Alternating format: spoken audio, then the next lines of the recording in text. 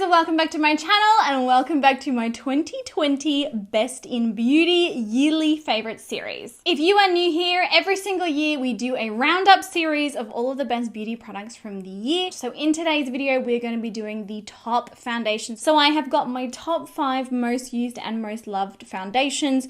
These ones are obviously amazing for my skin type. If you are new here, I have an oily skin type and I have quite textured skin, enlarged pores. I do suffer from quite regular breakouts. I do get congestion and blackheads and things like that. I certainly do not have like an easygoing skin type, and these 5 foundations for me have just been like, you know, the be all end all for me over the last 12 months. Really flawless on the skin. They've got great coverage. They still feel really lightweight and breathable. They last well with my oils. They don't break up and separate and get all cakey when my oils do come through. Very long wearing formulas, you know, that you can put it in the morning and then last through until nighttime and not have to worry about your face looking like a hot mess. So yeah, I've got my top 5 to show you here, and I do think that there'll be some surprises for some of you who have been watching this series for years.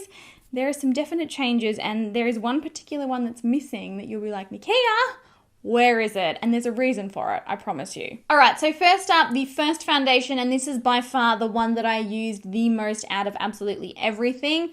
I just find myself constantly reaching for it. I just find myself constantly like, and even when I put another foundation on, sometimes I'm like, oh, you know, I wish I chose that one. This one has a very special place in my heart because it just looks incredible on the skin and I cannot feel it there. And those are the things that I really was looking for in the past 12 months. So this is the McGrath Skin Fetish Sublime Perfection Foundation.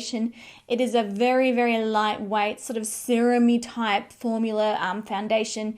It gives you amazing medium coverage on the skin. It blurs pores. It makes your skin look like velvet. It lasts all day without transferring off or without caking, without separating, without settling into fine lines and pores. And it just looks even more and more beautiful as the day goes on. So, you know, as I'm wearing it, as my oils are coming through, it just honestly looks nicer and nicer. Very sort of natural satin kind of glow on the skin. It just looks beautiful. It's like your skin but better, but it still covers all the darkness. It still covers all the redness. It still, you know, evens everything out. I absolutely love it. It's buildable, so you can apply it in a very light sort of sheer way, or you can build it up to sort of medium to more of a full coverage. It's an amazing product. It's so lightweight on the skin. It doesn't feel suffocating or heavy. It doesn't cause breakouts. It is an amazing foundation and I really do recommend it. I do have like a full review and wear test video on this one if you were interested in seeing it. I'm pretty sure I've got one of those on every single foundations that I'm going to be showing you. So I'll link all of that down below.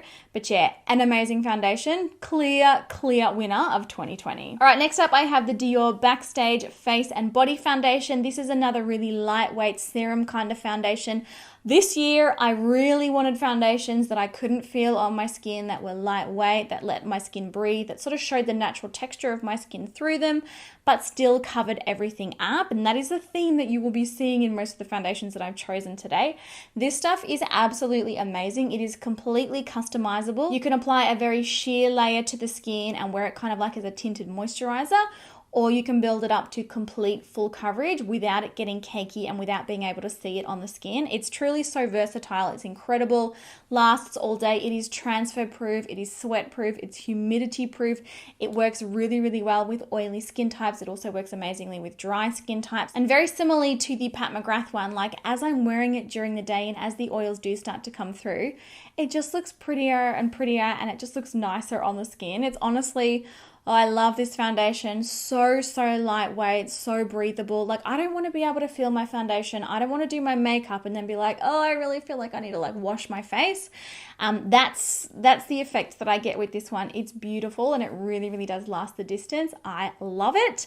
Couldn't recommend it anymore. All right, next up, a drugstore foundation that I just fell absolutely so in love with. The L'Oreal Infallible Fresh Wear. And like fresh wear really is the best way to describe this one. It just looks fresh on the skin and it feels fresh on the skin. Like even after 12 hours of wearing it, it still looks and feels fresh. It has amazing medium to full coverage. It's very breathable still. So it's still like, you know, you don't feel like you're wearing like a full cakey face of makeup. It also doesn't look like you're wearing a full cakey cakey face of makeup. This one is also transfer proof. It is also oil proof. And as my oils come through during the day, it doesn't separate, it doesn't split, it doesn't get cakey, it doesn't start to look really awful on my skin, it doesn't cause texture. It still stays looking really smooth, really airbrushed, really flawless, and like I said, really, really fresh. L'Oreal did an amazing job on this formula. I really do recommend it. And I mean, it's been super popular, you know, not just here with me. It's been super popular with heaps of people for that reason. It just stays looking so fresh on the skin, and it really does last all day. So, huge fan of this one. 24-hour wear on this one as well, although I must say, not at any point this year did I wear makeup for 24 hours. Wouldn't recommend it. All right, next up I have another drugstore foundation. This one is from Maybelline. This is the Dream Radiant Liquid. This one's really cool, and it's actually interesting. Obviously, being an oily skin type, hydrating foundations don't always work for me, but this is a hydrating foundation that my skin just loves. It's got this really beautiful radiant sort of satin finish on the skin. It looks very natural, and it looks, you just look super healthy with it. Medium buildable coverage. I can certainly, like if I wanted to, I could wear this with, you know, sheer it out on the skin, have it look really natural, you know, with just maybe a little bit of mascara and a clear gloss. Looks beautiful. But if I wanted to, I could also build it up and wear it with like a black smoky eye, and it also looks amazing then as well. Really versatile formula, but just so beautiful and glowy on the skin, but glowy without being oily, and glowy without feeling sticky, and glowy without getting cakey during the day. Amazing coverage. It blurs pores. It looks like velvet on the skin. It looks really beautiful. Lasts all day without transferring off or melting off. Again, no caking, no separating, no splitting on the skin, no texture around my chin and my mouth where I normally do get texture with foundations. This one's cool too because it's loaded with skincare ingredients to hydrate your skin while you wear it.